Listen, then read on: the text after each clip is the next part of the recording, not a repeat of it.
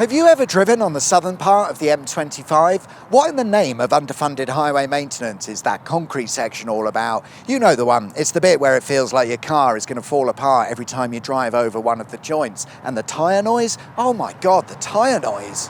It is perhaps the worst road surface on any of our motorways, but what if I told you it could actually be the best? Say what? My name is John. Welcome to Auto Shenanigans. Why not consider subscribing?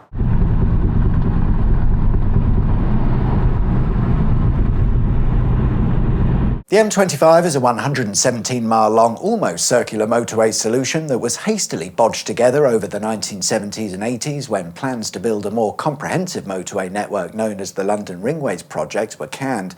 Having already built a certain amount of motorway in line with those plans, they decided to connect up the random pieces to make one motorway, the M25, and what a delight it is.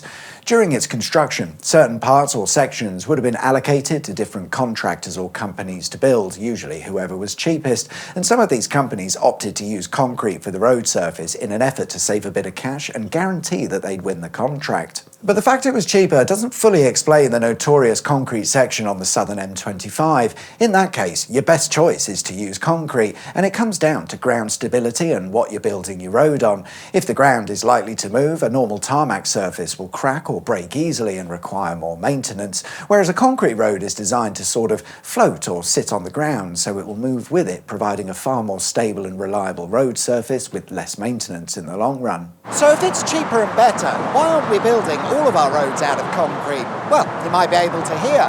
It's the noise. There's no way of getting around the noise increase that concrete brings over tarmac. Actually, that's not true at all. It's more we can't get around the noise increase. Over in the United States, they're building roads and motorways or highways out of concrete all over and have been for years without the issue of noise. And the difference is that they mostly maintain and build their roads properly in the first place. Here in good old England, we chuck in a concrete road surface built by the lowest bidder and call it a day. It'll probably be fine, which over the years isn't fine, and the surface deteriorates, leading to a further increase in noise. In the States, they periodically grind down the road surface, creating little ridges in the surface, which, in tests done by our own highway authorities, showed a huge reduction in the noise levels.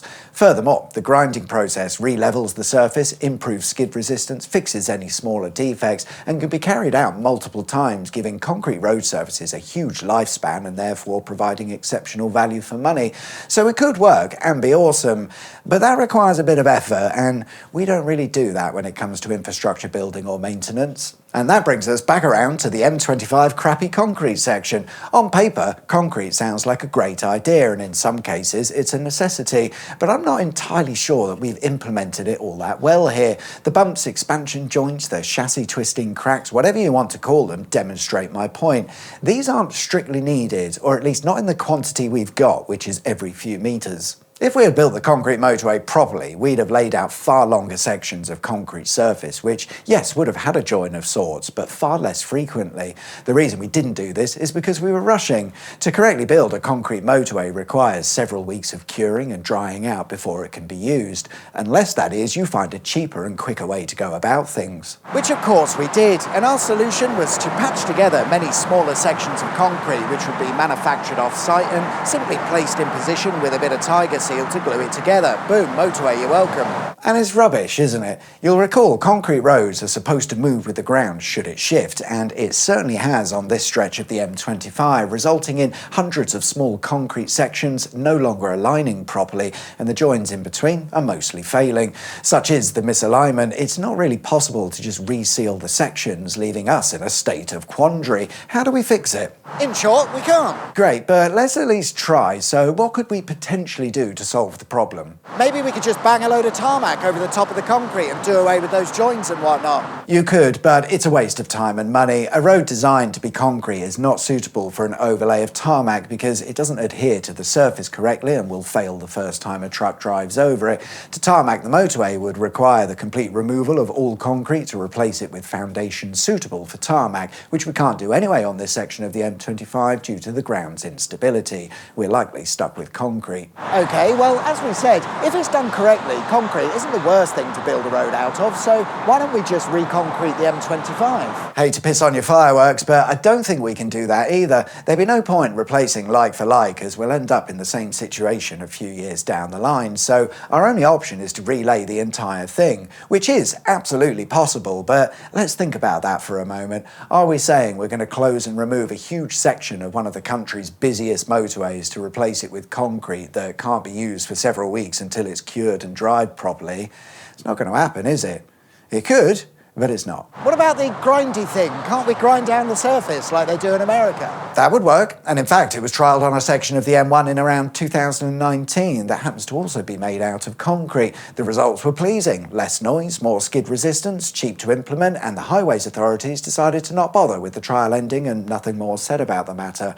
To be fair though, the grindy thing wouldn't work in the case of the southern M25 because the surface is too far gone. It was built in the late 70s after all, and the misaligned sections are so far out of kilter I doubt the machine could do it. It wasn't really designed with small and shit concrete sections like those on the M25 in mind. Is there a solution? I'm not so sure that there is. In theory, concrete makes for an excellent motorway surface, but in practice, we're not in a position to implement such a thing, so I suppose in the meantime it'll just be a constant game of maintenance to keep what we've got going until such a time where it's impossible to ignore, and I do think we're getting quite close to that point. Have you driven along the horrible concrete section of the M25 or any other crap road for that matter? Well, why not let us know how you got on via the comments. Thank you very much for watching. Like and subscribe if you haven't already, and I'll see you guys next time. Take care. Bye-bye. Have you ever driven on the southern Have you ever driven on the southern... What the f*** am I trying to say?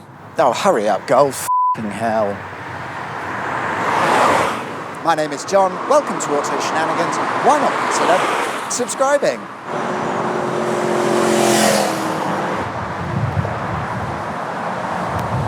Have you driven along the horrible crap section of the...